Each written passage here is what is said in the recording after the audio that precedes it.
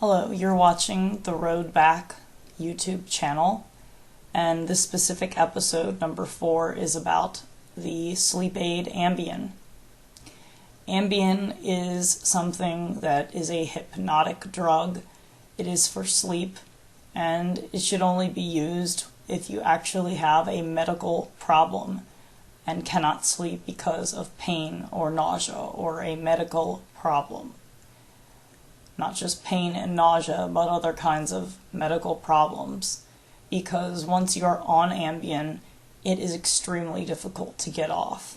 And it is a vicious cycle drug. However, when it's medically necessary to be on Ambien, then I personally don't see any problem using it. I have personally gotten off of Ambien cold turkey about a year ago, and the reason was because I had the stamina and strength to do it, and I was extremely angry that I had to go on the drug because of all my medical problems, and the medical issues were all created by drugs. So I had an addiction because I was on the drug for sleep. And it does say, and there are warnings, it's a short-term sleep aid, but there are many people on sleep drugs because of medical issues. Ambien is not only dangerous because it's addictive, but it can cause a lot of things that some other drugs can cause, other different classes of drugs. It can cause urinary tract infections or symptoms that are similar to a urinary tract infection because it can retain bladder fluids. It's just basically a retention issue in the bladder. You're not emptying out all the fluid, and therefore you can get a bit of bacteria that's staying in the bladder. And there are things that can counteract these issues while you're on Ambien. Such as D-mannose powder. You can mix a little tablespoon of that in your drink once a day, and I mean drink as in water. You can also take other herbals, such as uva ursi, once a day to help the bladder inside be more slippery and bacteria not cling to it, and can help with the bladder retention as well as the issues with UTI type of symptoms, because sometimes they're not actual UTIs. You might be just getting a symptom. Another massive side effect, and many people have told me this, and this was something that in hindsight it actually saved my life, because I was on the drug when I was severely ill for most of 2011, and basically, Ambien makes you go eat. It makes you binge eat. I've never been pregnant, but I will tell you, it makes you want to eat anything. And the danger part of this is, if you actually have a medical condition like gastroparesis, which will be a whole series of these YouTube videos on my Road Back channel, it could be deadly because you could be eating at night and the food could be sitting there for hours and hours and hours and harden. And if you don't even know you have this type of condition, it can be deadly, because you're just eating under the influence, basically, of the hypnotic sleep drug, not thinking about any of these types of things. Also, you can wind up eating something in your kitchen that you're allergic to. Like if you have peanut butter in there because your husband or your kids like it, you might dip your hand in the peanut butter jar, just start gorging on everything and have a reaction and die, and no one know, because you're in the kitchen at 2 o'clock in the morning or 3 o'clock in the morning or 10 p.m. when everyone's in bed. I don't know, but the point is, it can have really, really severe side effects. The side effects create other issues, obviously. Same goes for any drug. Ambien also, not only is it addictive, but it causes, like I said, UTIs, the overeating. Severe dry eye can happen. I have noticed, because of going off Ambien cold turkey, certain drug manufacturers that make the generic, which is Zolpidem, same thing as Ambien, even though generics, I beg to differ, are completely different than the actual pill. Essentially, I believe my body built up a tolerance to that specific generic of Zolpidem, and when I went off cold turkey, now it doesn't work anymore because my body is thinking, like, you went off of this, you completely cut it out, so that's why it doesn't work anymore. It causes headaches and doesn't even let me go to sleep when it used to knock me out in 2 minutes.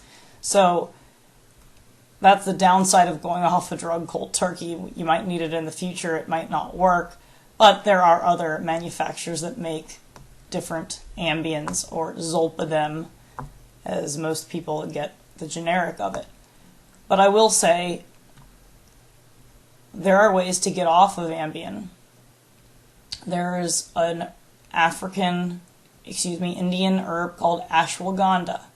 Now, the downside to Ashwaganda is it can do what's called anticoagulation of stool.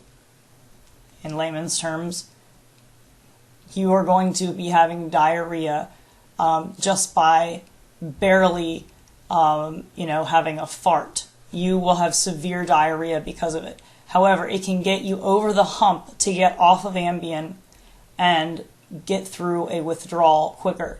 For the first 2 to 3 days, roughly 72 hours is the worst.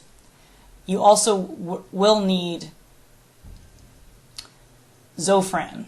Zofran is an anti-nausea and 4 milligram tablets that dissolve on the tongue, because when Ambien withdrawal sets in, you are not only going to be severely nauseous, but the Zofran actually does help.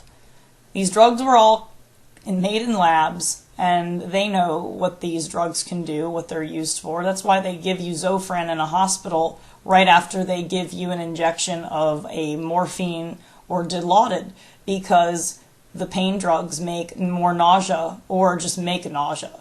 Even if you're not even in nausea, you will get it instantly when you get a pain drug.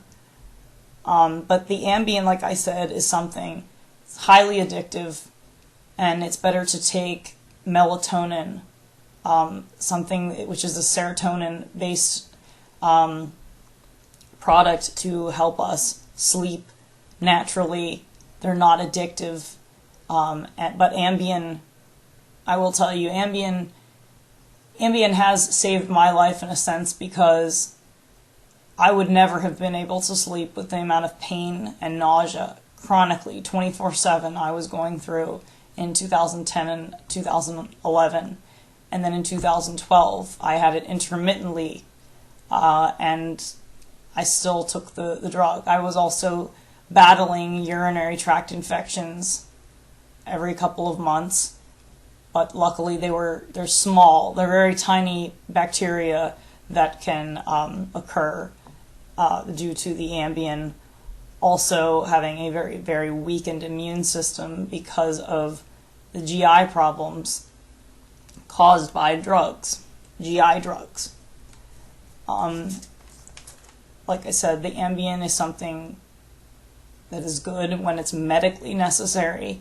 However, if you are not having nothing more than a sleep issue, you need to try an alternative route, because you don't want an Ambien addiction problem. It can cause other problems. Withdrawal is severe. You can try to do a weaning off approach. You can try to use Benadryl to get off of it as well. But really, everyone is different. I'd rather share my personal experience, specific personal experiences on here, but like I said, every body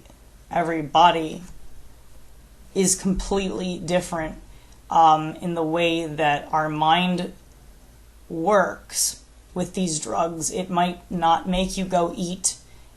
Maybe you're able to get off of it. And actually, I have seen where there are some people that take it occasionally. They don't get addicted to it. And honestly, I believe it's the longer you're on it, the more likely you are to be addicted to it and the harder it is to get off. But when your mind is in the right frame of mind and you have the other medical issues under control, getting off of Ambien is easier.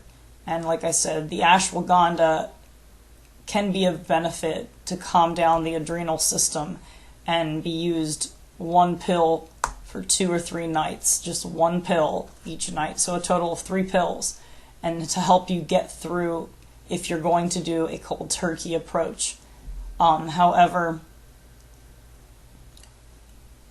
I don't believe that that's the only way. There's ways of weaning off the pill, cutting it in halves and fourths, etc., being monitored by a doctor that is giving you the medication, talking to an Ambien withdrawal or Ambien clinic that helps people get off the medication.